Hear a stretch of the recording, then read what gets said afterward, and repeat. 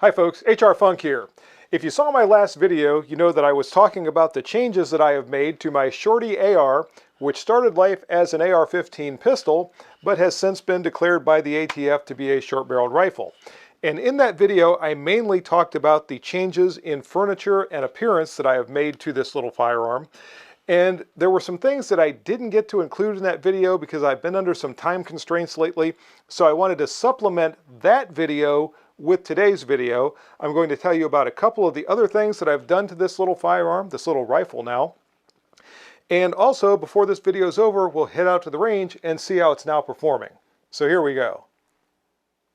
Now before I go on with the video, I do want to stress that this little firearm has been registered with the ATF as a short-barreled rifle. I sent in the application has been approved, so nothing I'm doing regarding the possession of this firearm or any of the things that I'm doing to it are in violation of any law. Take note, YouTube monitors. So now let's talk about what I've done to this firearm beyond changing out the stock, the pistol grip, and the forend. Another thing that I wanted to do with my new SBR is swap out the trigger. Now previously it had a mil-spec trigger, which I'm fine with, really. I mean, I've been using them since 1985. I don't know how many years that is. I can't count that high. Marines are only taught to count to 30 so we can fully load our rifle magazine. So anything beyond that, I'm lost. In any case, this firearm had a mil-spec trigger, as I said, and I decided to swap it out with a Rock River Arms 2-stage trigger, and I really like these triggers. I use them in my service rifles in competition, and they also make a very good defensive trigger. You end up with a break that's between 4.5 and 5 pounds, and with these triggers, and this is unloaded, the first stage requires about 1 pound to take up the slack. Then you meet the second stage, and that requires about an additional 3.5 to 4 pounds to actually break the shot. So the feel you get is about like having a 3.5 pound trigger, even though it actually takes 4.5 to 5 pounds worth of pressure in order to fire the shot.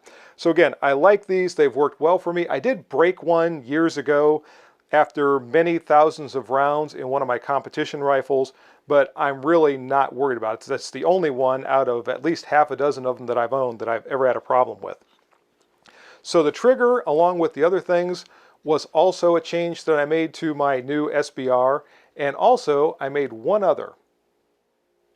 The last change I've made to my new SBR, and this is not necessarily the last change, but it's just the stage to where I am presently, is to add this unit. This is a Streamlight TLR RM2 light and laser combination, and this was actually sent to me some time ago by my friend Rabbi, and I've not featured it in a video up to this point because it wouldn't maintain a consistent point of aim, point of impact with the laser. I'm not sure if that had something to do with the movement that was present in those Magpul hand guards that were on here before, or what the problem was, but it's configurable so I can use it either with just the laser, just the light, or with a light laser combination. And heretofore I've been using it just as a light for illumination when this was still an AR pistol, but with the tighter fit of this Fab Defense handguard, I think I might be able to finally use the laser. We'll find out when I get to the range. So this is what I've done so far to my SBR. I've got a couple of other little changes in mind moving forward. Depending on when I do those and what I think of them, I might feature those in a video. But now let's talk about how this little firearm is performing. So a couple of quick points before we head out to the range. First off, the ammunition for this test was Federal XM193, which is ammunition that I like. It's made to military specifications. I've been using it for years. I know what type of performance to expect from it, and it has run extremely well in this little firearm. Now, to that point, every ammunition that I've run through this thing has been very reliable. In the 2.5 or 3 years that I've owned it, I have never had a malfunction of any kind using any ammunition. It's been extremely reliable, and I know some people don't have the greatest opinion of Palmetto State Armory firearms, but this has been extremely good. The accuracy is good, the reliability is good. The upper on this rifle back here is also a PSA. It's also been extremely impressive when I've had it out on the range. So I like PSA firearms, and I don't have any problem with them whatsoever. Now this does have a 10.5-inch barrel, and I had it zeroed for 50 yards previously, and I really see this as about a 50 to maybe 100 yard system. Reason being, with the velocity loss due to the short barrel, once we stretch out much beyond 100 yards, we're going to start to lose some performance in terms of the bullet's wounding potential. But within that 100-yard range, I'm feeling pretty confident with this little system. And again, I had it zeroed for the midpoint right at 50 yards. And I wanted to find out if, after changing everything around, I was going to see any deviation in my point of impact as opposed to my point of aim. The sight, by the way, for this system is a Hilux MM2 with a 2-minute of angle red dot. And when I got out to the range, I decided to shoot from 25 yards, 50 yards, and 100 yards to see where my point of impact was going to be. I pretty much knew I've done this type of test before, but again, I just wanted to see if it shifted any with the changes that I had made to the firearm. So let's head out to the range and I'll tell you more when we get there. All right, folks, I've got my Mad Bomber target set up at 25 yards down range. I've got my Fab Defense auxiliary magazine fully loaded with 10 rounds. And I'm still just function testing this magazine. So far it has worked absolutely flawlessly. But let's see if we can stop our Mad Bomber from carrying out his evil deed.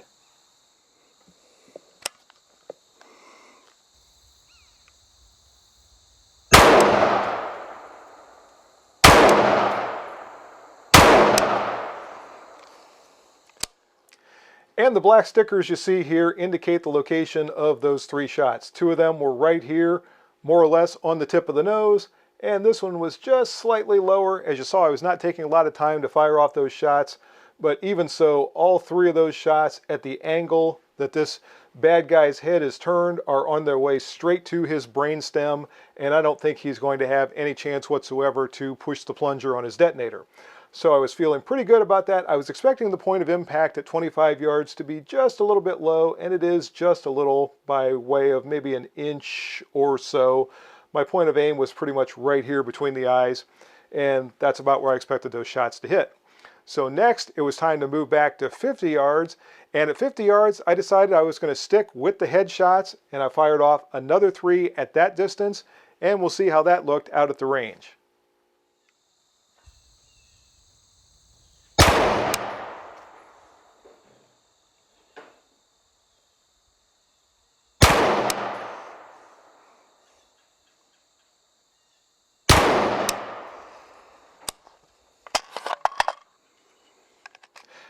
And the green stickers you see here indicate the location of those shots from 50 yards. There was one just slightly above the left eye, one that was basically right dead between the eyes, and one that was slightly high into the left here. And this is not a perfect shot, but I think it would probably have turned enough skull fragments into shrapnel and scrambled his brain housing group to the point that he probably still wouldn't have been able to get that detonator depressed. So again, feeling pretty good. Those shots are basically right on for my 50-yard zero. So now it was time to push things back to 100 yards and see what the accuracy was going to look like there. And at 100 yards, I felt like I was at a safe enough distance that I could try to shoot for his bomb vest and see if I could detonate him from that distance, which seemed like a pretty safe way to stop him from causing any more mayhem. So let's see how that went.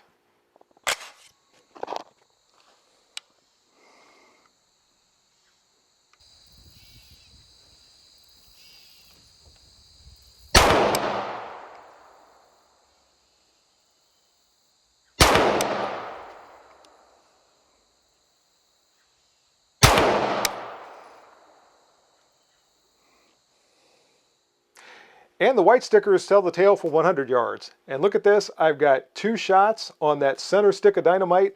So I think I succeeded in my effort to detonate him from that distance. So he was done, no more mayhem. I had my final shot, actually I think this was the first shot that I fired, is off the bomb vest, but it's dead on with his left lung, and at the angle that he has his body turned, that's probably on its way dead on towards his spinal column. Going to clip that on the way out, so I still don't think he's going to be able to cause too much trouble. Even if it doesn't, he's probably going to be in pretty bad shape. In any case, 100 yards, I'm not feeling too bad. My Shorty AR is doing fantastic. The accuracy is good. The point of impact is staying right where I think it should stay.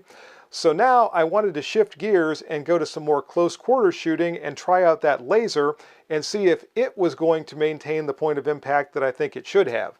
Now, prior to shooting all of these groups, I had some fine tuning on that laser that I performed, and after shooting this and moving the firearm around and having it experience the impact from the recoil, etc., etc., etc., I wanted to see if that laser was maintaining its point of impact from the shots that I had fired earlier. Now, with the setup that I had before, that would have been enough that had I gone back and tried to shoot again, there would have been some deviation in my point of impact. So let's see how things went this time around. Now, I did change targets when I got out there. And this time around, I started at 7 yards. And let me grab my little AR. Something to be aware of with a laser on a firearm like this is the laser travels in an absolute straight line. So it's only going to intersect with the path of the bullet at one specific distance. I'm using this as a close range type of a sighting device, and I want it to fit in that area from about 7 to 10 yards, because if I'm closer than 7 yards, I'm going to dispense with using any sighting device whatsoever, and when I bring the firearm up, I'm just going to look over top of the optic. I'm going to superimpose the front sight post a little high in center mass or center of visible mass and squeeze off my shots, and I know from a lot of shooting that way that's going to be accurate enough from extreme close distances. If I'm much beyond 10 yards, I'm going to be using the red dot optic because that's what it's there for. So in that middle area, especially in low light conditions, I'm expecting that's where the laser is going to have some application. Now, as I said, when the laser is mounted on the firearm, the beam is traveling at an angle. And the closer the 0 point for your laser, the more acute the angle of the laser beam. So as you deviate from the 0 point, you're going to see greater and greater deviation in your point of aim and your point of impact, because the laser is, again, traveling at an angle to the center line of your bore. What I discovered as I was working to zero this laser is that when I had it dead on at 7 yards, when I moved back to 10 yards, I was hitting about an inch to an inch and a quarter off to the right, or excuse me, off to the left. So I set it to where at 7 yards, I was an inch or so to the right. So when I moved back to 10 yards, I was about an inch to the left, maybe not quite, figuring that's going to be accurate enough to fire body shots within that range, and probably also accurate enough for headshots. So let's see what happened first at 7 yards shooting with the laser. Oh, and you'll notice that I have the target in a shaded area on the target board. That's to help me see the laser. Again, I'm expecting to use this in low light conditions, and trying to use it on a bright sunny day out there was not working real well, so that shadow helped a little bit for me to be able to see exactly where that laser beam was. So now let's go out and see what happened at 7 yards.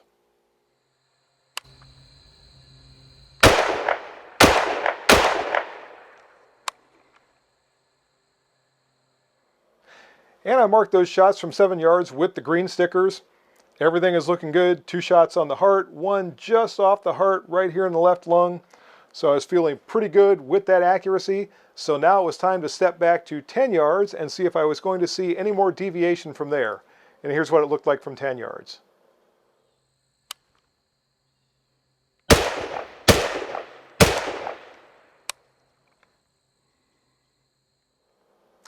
And I've got the red stickers on here to indicate the point of impact for those shots at 10 yards. As you can see, all 3 shots are on the heart, so I'm feeling very good about the accuracy level that I'm getting from that laser for my intended purpose for it. Now, obviously, I wouldn't use it for any sort of long-range precision shooting, but I did want to find out if using the laser sight, I could drive a tack, i.e., is my Shorty AR a 7-yard tack driver using the laser sight? And I don't remember ever trying to drive a tack with a laser in the past. If I have, it's been far enough back that it's just gone from my memory. So I put a tack in the target, I backed off to 7 yards, I had 3 rounds loaded in the magazine of my AR, and I knew my first shot was going to be off to the right. As I said, I had it zeroed that way, so it was going to be a little off to the right from 7 yards and a little off to the left from 10 yards. The actual zero distance is probably about 8.5 yards, give or take. So my first shot more or less was a sighter to find out how far I was going to have to hold to the left in order to be able to try to drive the tack. In any case, let's see how it went.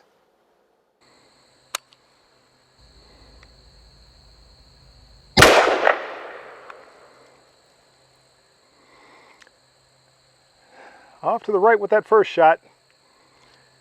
See if I can hold just a little off to the left this time and drive that thing out of there. Oh, I got its attention with that second shot. Got one more shot to try to pull this off. Oh, just above it and just below it. So no, even with the laser, my new Shorty AR is not going to be a 7-yard tack driver.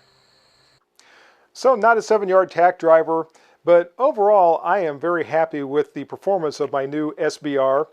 And at this point, out at the range, I started to pack things up and get ready to go.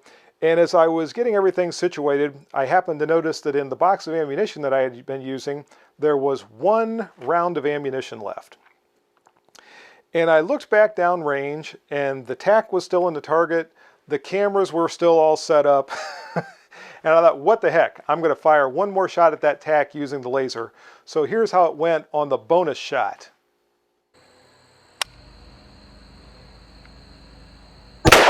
Yes! On the bonus shot, it is a 7-yard tack driver. So yes, 7-yard tack driver on the 4th shot. Now I know. It's always a 3-shot challenge, and this time I took a 4th shot at the tack. By the way, there's the stickers. The yellow stickers are the first 3 shots. The red sticker dead center was the final shot. So you let me know. Is it since I took a 4th shot, is my SBR a 7-yard tack driver with the laser sight or not? Majority rules. Let me know what you think. So there you go, folks. That is the update on my new SBR to this point. And like I said, I might not be done yet. There might be some more modifications in its future. And the whole application and registration process for the SBR is a pain. Waiting for months and months for it to get approved is a pain. All the hullabaloo surrounding the braced pistols is obnoxious. But at least at this point, I am very happy with my little SBR. And also, that's going to do it for this video. If you have any questions or comments, as always, make sure you forward those to me. Remember, if you purchase anything from Optics Planet, be sure to use my discount code, which is... And if you use that discount code, it's good for 7% off your purchase from Optics Planet. Also remember the discount code from House of Pain. If you go to House of Pain, you can use my discount code there, which is HRFunk10, and that'll save you 10% off your purchase from House of Pain. Last but not least is a Target sponsor for the channel, and we saw 2 of their Targets here today. Go to Targets online, check out their inventory, and see if they have anything that's going to meet your Target needs. See you next time, folks. Until then, good shooting. Bye-bye.